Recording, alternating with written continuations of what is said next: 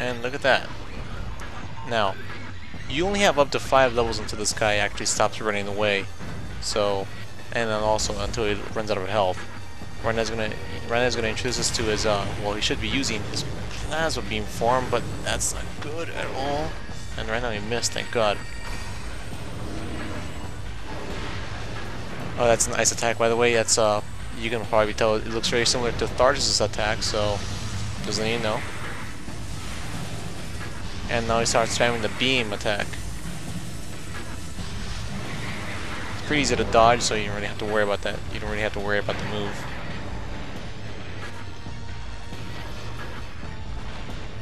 And what move he's going to use next? He uses the wave move.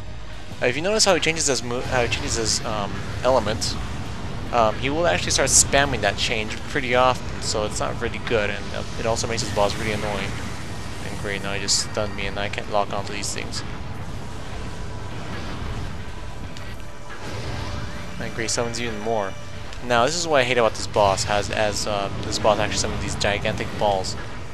These shots are really annoying to handle sometimes, as he also tries to make you lose your lock against them. And I'm going to use a chain. I'm going to use this wave buster, so I don't really have to lock onto him. So it's a pretty good tactic against this guy. And he uses it once more. Wow, this isn't very good. And he uses it again. Oh, what do you know? Oh, now it blew up on me. These things are never really good to fight against because they actually do a lot of damage, and they can also make you lose your lock, which makes you a sitting duck to Metroid Prime. And I keep on. It's got all these really different names, as most of the bosses have really funky names. This is really good at all, as most preferably you want to actually stop them from. Like it's about to blow up, and that's great. Alright, he's back to his ice form. I haven't seen his plasma form yet. It's really odd that he hasn't used it right now. And he's stuck like this. It's pretty funny.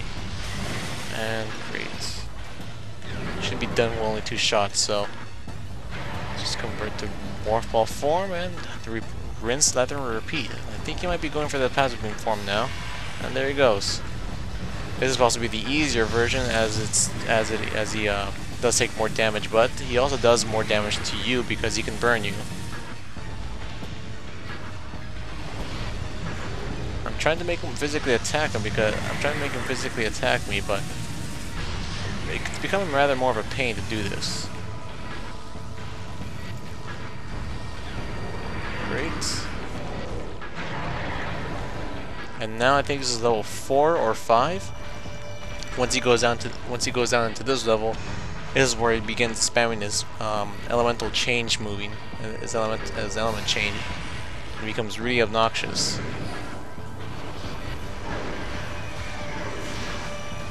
I don't know why he was able to dodge that move, but hey, we have lots of ammo, and we can just do this twice to him. And I don't want to get in the way of that move once it actually hits me. And he should start rolling around again. So gotta stay with this guy. I gotta get away from that ball as soon as possible too. And they're just getting closer and closer to me, and that's not good.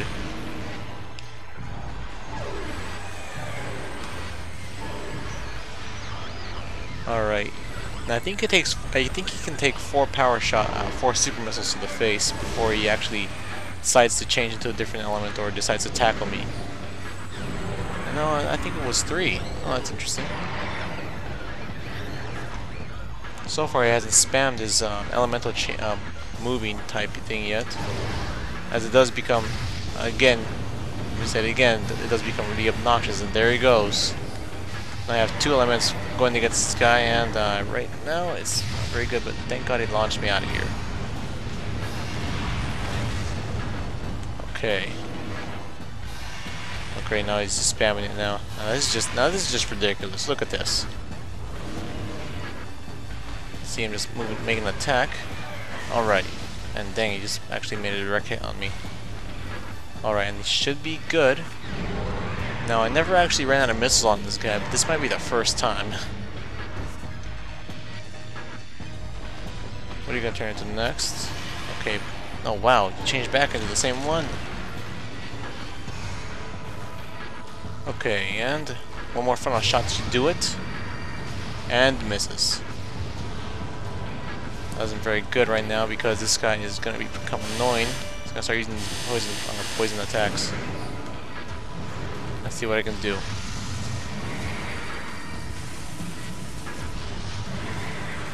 Come on, let's make this shot count. Alright. And we are done with Exo. Now sometimes I actually notice about this boss, but once it releases those two flying balls out of its back, and once you defeat this boss, you can those flying balls will still home onto you and they'll actually still damage you. And if you do have low enough health, it might end up killing you during the cutscene. So that is something I noticed about Metroid Prime that is quite unfair, and it's something that I think Retro Studios has actually fixed, but it's something that nobody really actually appreciated.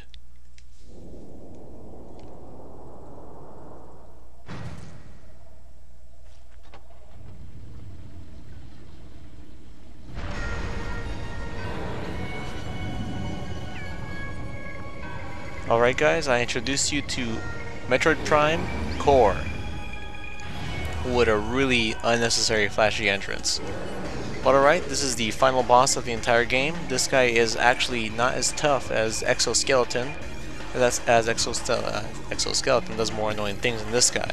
This guy has a more tame pattern, so he shouldn't be as tough as Exo, I mean. So I'm just trying to remember all these names at the same time. If you look at the little core in his brain, that thing is pretty much the vital essence of what he is. So, alright, and I have a 100% logbook and scans, so we've unlocked a new gallery. But let's just take this guy out. Okay, the way you have to fight this guy is he's not weakened by any of your beams, so nothing will work. What you're going to have to do is you have to wait until this guy summons up something called a phazon pool. So you can actually use your final weapon called the phazon beam. Let me just get the health over there because I might need it.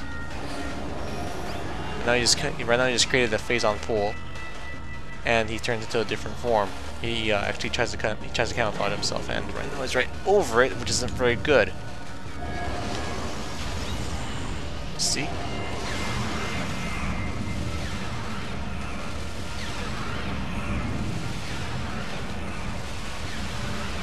And what I'm going to try to do is I'm going to try to do a speedrunner's trick that allows me to do damage to Metroid Prime a lot more damage to this guy than usual. And right now he's going to stay on the X-ray visor form, but his next form should should actually turn into the infrared form. Just boost ball to this. For the first couple of turns, he won't summon any Metroids because he does summon monsters along with his puddles as well. And this is a speedrunner's trick. It allows you to do more damage to Metroid Prime, so it's pretty useful at that, as it does more damage to Metroid Prime.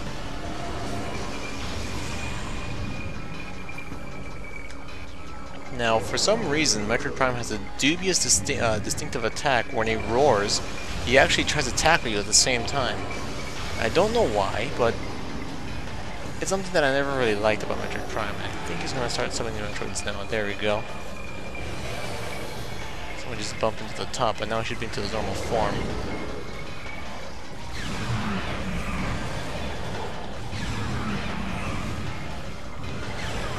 Now apparently the first shot, when you do this to Metroid Prime, does the most damage, so this could be an explanation as to why Metroid Prime can take a lot of damage when doing this. And look at that! I pretty much just dropped his health almost to half now. And he turned to the X-ray visor form. As you can tell, if you're playing this on GameCube, Metroid Prime, whenever he switches into different visors, it pretty much just goes clockwise on your controller or on your D-pad. I don't know about Wii version, I don't know how it works on Trilogy, so I'm not sure if it may work the same way. And I think on the Trilogy version he has less health too, so As you can probably tell, Metroid Prime was actually meant to be taken out in 8 rounds, or 8 puddles, which I like to call. But apparently I'm going to try to take this guy in 7 or less. So, just make this guy a lot easier and, you know, save up some time.